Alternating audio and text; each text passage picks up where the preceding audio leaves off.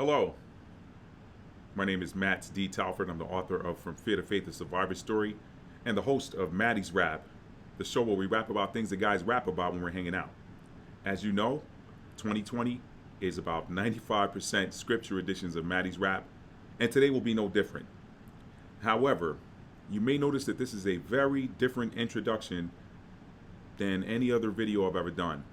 Why is that? This video, or let me just go ahead and give you a preview now and tell you this video series is dealing with the parable of the thief. The parable of the thief. And that parable comes from John chapter 10, verse 10. Now, the video that you're about to watch after this preview is the video that I initially intended to share with you guys with regards to what my findings were in breaking down the parable of the thief.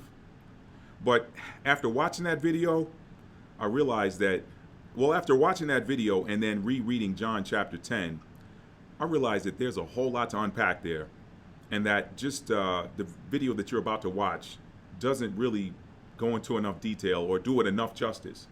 Now, I was originally going to delete that video, but after reviewing it with my production team, they said to me, Matt, there were too many good nuggets in there for you to throw away.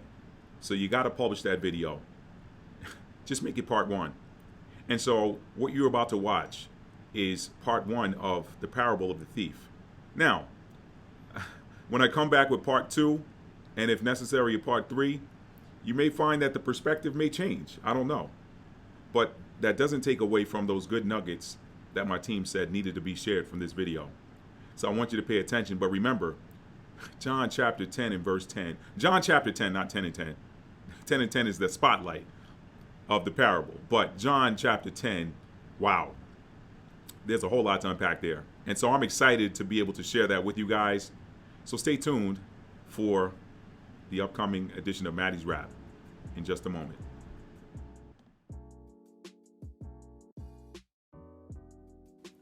This is your author and host of Maddie's Rap, Matt D. Talford, the author of 3 award-winning books. Well, 2 of them are award-winning.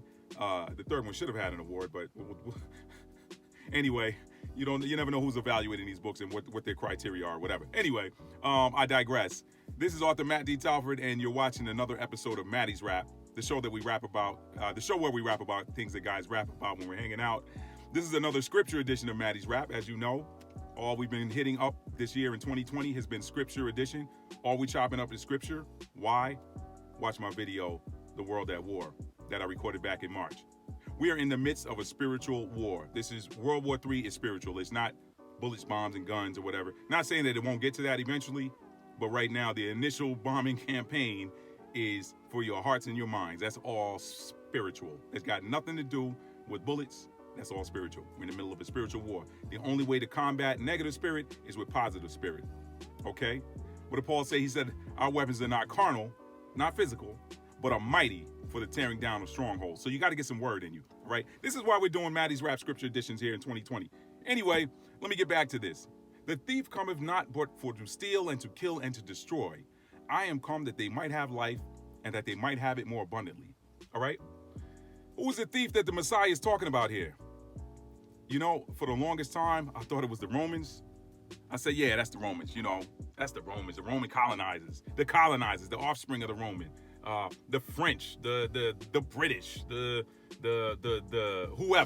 whoever had empires all over the planet after the Roman Empire fell. All right, the Greeks. Greeks were before the Romans, but then you had the Romans, and after that you had the Spanish, you had the Portuguese, you had the Dutch, you had the English. I always said, these are the thieves he's talking about. He's talking about the Romans and those who behaved like them after. But what I realized in reading the scriptures is that he was actually talking about somebody specifically very different than those people. Now, you know what? I want to give you guys a couple of thoughts before I get into reading. I'm going to read John chapter 1 through, I'm going to read the book of John chapter 10, verses 1 through maybe 16 for you guys. And then we'll break down a couple of those points in there and wrap this video up. But before I do that, I want to give you some central themes, some theses, if you will, with regards to this video while I'm doing it. Again, I'm doing it because I realize that He wasn't necessarily talking about the Romans. Maybe the Romans passively, but not actively. Now, let me take for a theme here, and you guys saw this in another video I did where I said, hey, everybody who looks like you ain't necessarily for you. We're continuing that theme. One of the notes I wrote down here for this video is, your enemies always use you to get at you, or what you want, or what you have. I'm sorry. Your enemies always use you to get at you or what you have. When they can't get what you have and can't destroy you, they resign themselves to destroying it. So why do I say that? The thief comes not but for to steal, to kill, and to destroy. Three themes in there, okay?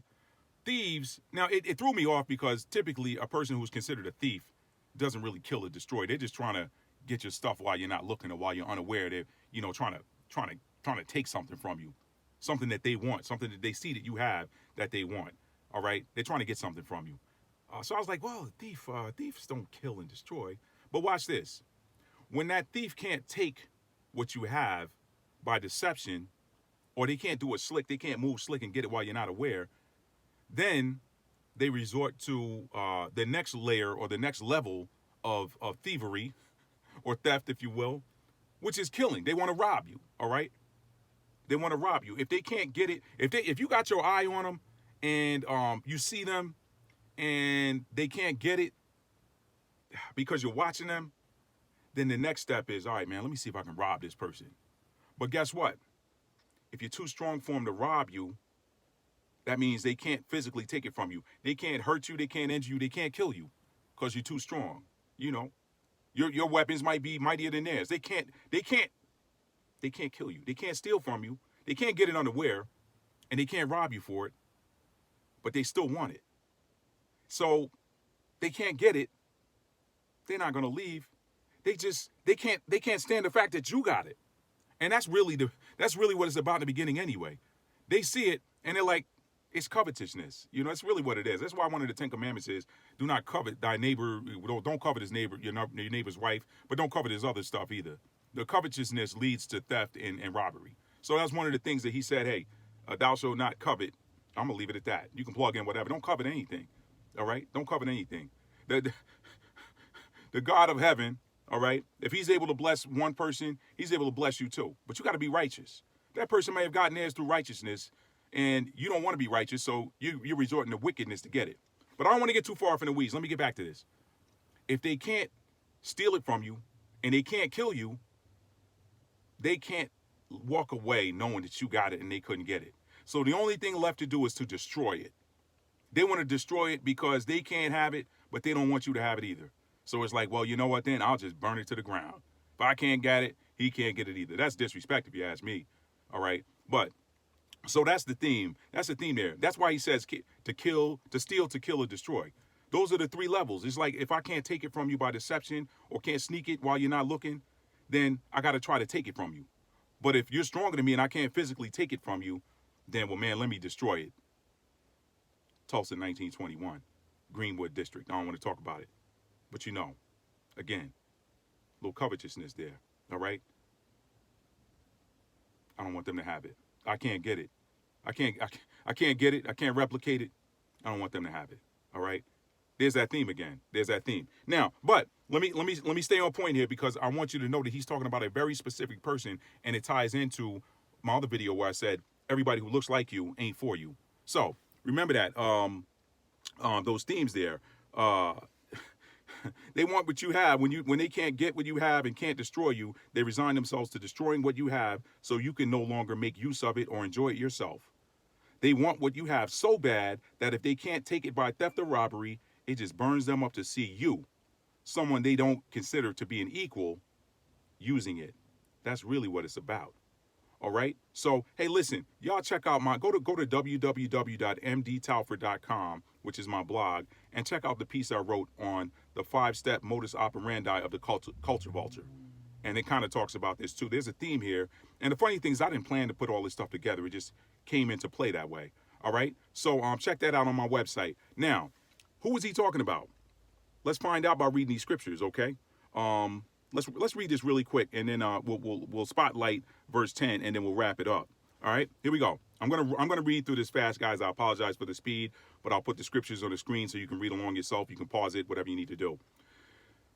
John chapter 10, verse 1, King James Version. Verily, verily, I say unto you, that he that entereth not by the door into the sheepfold, but climbeth up some other way, the same is a thief and a robber. But he that entereth in by the door is the shepherd of the sheep. To him the porter openeth, and the sheep hear his voice, and he calleth his own sheep by name, and leadeth them out. And when he putteth forth his own sheep, he goeth before them, or in front of them, and the sheep follow him, for they know his voice. And a stranger they will not follow, but will flee from him, for they know not the voice of strangers. Keep that in mind. This parable spake Jesus unto them, but they understood not what things they were which he spake unto them. Everybody wasn't going to hear it. Then Jesus said unto them again, Verily, verily, I say unto you, I am the door of the sheep. All that ever came before me are thieves and robbers, but the sheep did not hear them. I am the door. By me, if any man enter in, he shall be saved, and shall go in and out and find pasture. The thief cometh not but for to steal and to kill and to destroy. I am come that they might have life, and that they might have it more abundantly. I am the good shepherd. The good shepherd giveth his life for the sheep, which he did. But he that is an hireling, and not the shepherd, whose own the sheep are not, seeth the wolf coming, and leaveth the sheep, and fleeth. And the wolf catcheth them, and scattereth the sheep. The hireling fleeth, but because he is a hireling, and careth not for the sheep.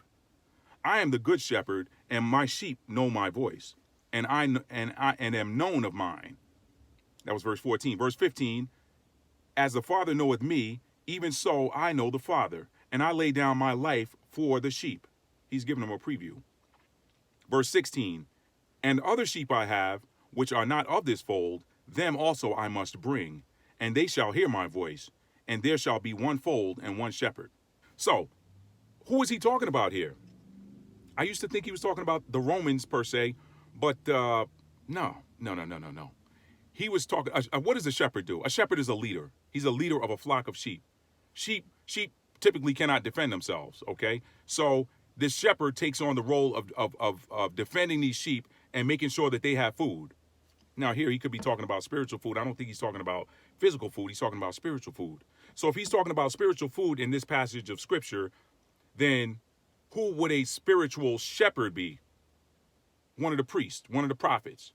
So what he was doing here is he was actually speaking against the prophets, the Pharisees. He was speaking against people who were these, prefects or these people that were put in place by the Romans to govern the people in the local townships and areas of Judah, okay, of the kingdom of Judah, and we call it kingdom kind of loosely and tongue-in-cheek because these people that the Romans put in place to rule over these people, they were pretty much servants to Rome, okay?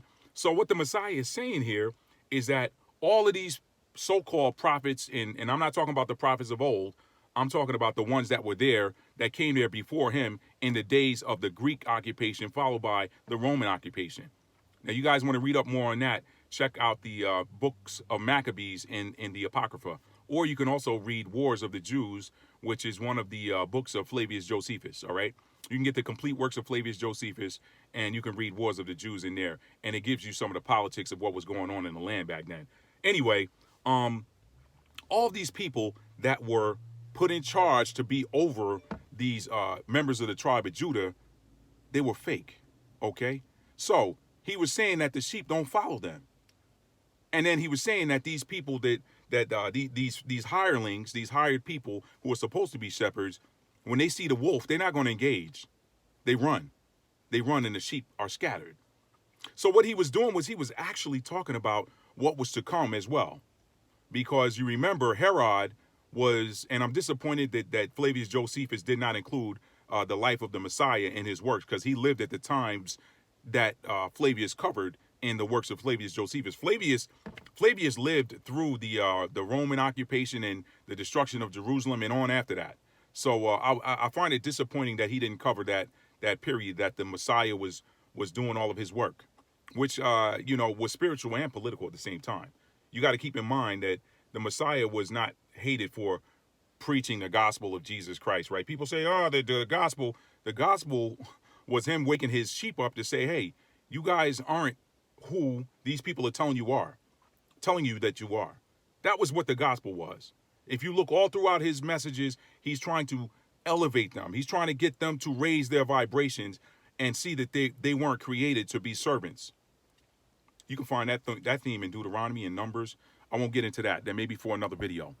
But I want you to know that these sheep, that the people that he was talking about, the thieves, were these people who worked for the Romans. These people were hired by them. So here's the thing. He was calling them out. And when you start reading and start delving in and understanding what he's saying in these different parables, you understand why he had to go. See, he was messing up the money. He was messing up the money for these different false prophets out here. They were out here collecting money and giving these people. I would imagine they were the original prosperity preachers. Yeah, I said it. I would imagine that they were the original prosperity preachers. They taking all this money and collecting money and making deals with the Romans, and this was more political than spiritual. So he had to come in there and let them know, listen, whatever all these other people are preaching is not this message that I'm giving y'all. It's not this message. I'm here. So he draws that contrast in verse 10 where he says, the thief cometh not but for to steal and to kill and destroy. I am come that they might have life. So what he's doing there is a juxtaposition, a side-by-side comparison. He wanted you to see that, hey, I'm not here to take anything you have, okay? I'm not trying to rob you. Those were some dastardly priests back then, but they were good with the Romans because they were making sure that they collected taxes for the Romans. Hey, you know what? You let us have our church. You let us collect our money. We're gonna make sure that these people stay spiritually asleep. And in doing so, continue to be servants to you. Hey, we ain't got a war and fight. Set me up, man. Set me up, Caesar. Put me in a position of authority. I'll make sure they do what they're supposed to do. I got them. I'm gonna keep them asleep. I'm gonna keep them thinking, hey, you know what? Keep paying Rome. Keep paying your tithes. Keep paying your taxes, whatever. And God gonna bless you. So the Messiah came to break that up. But he also gave you a preview of what was going to happen because he said, the hireling fleeth because he's a hireling and cares not for the sheep. And the sheep are scattered. Okay, the wolf catches them and they scatter. He was talking about verse 12. Because what happened some 30 or so years after he ascended and left the world, the sheep got scattered. The sheep, the lost sheep of the houses of Israel and Judah. Judah in particular here, because that's where he was. Remember, Israel was already gone. They had already scattered. They left after the Assyrian captivity, never came back. All right? So, this thief that he was talking about, now, I want you guys to tie this into my Culture Vulture piece that I wrote on my website, www.mdtalford.com, because this directly ties into that. When you look at the 5-step modus operandi of a culture vulture, they see something that they want, and they're like, I gotta have it.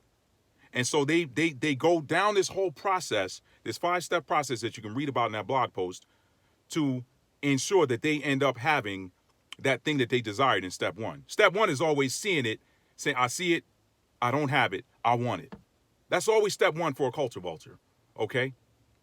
And then they proceed down. Now, usually what happens is, when that culture vulture ain't from your tribe, they get a sponsor within your tribe to cut deals with.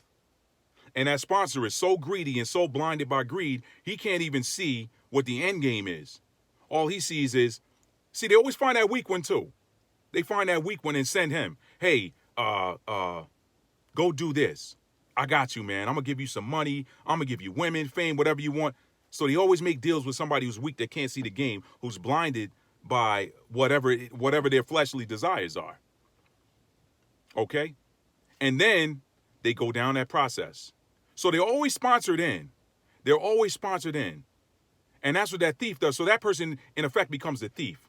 But they're hoping to steal for somebody else, typically, who's over them. It's deep. It's deep, y'all. It's deep. Yo, listen, I don't want to blend this completely into the blog post because I wrote that was pretty detailed. Go check out www.mdtalford.com and you'll see how this ties into this passage of scripture. But to close this out, I want you to know that I used to think that the thief was the Romans, but remember, the Romans were sponsored into Judah.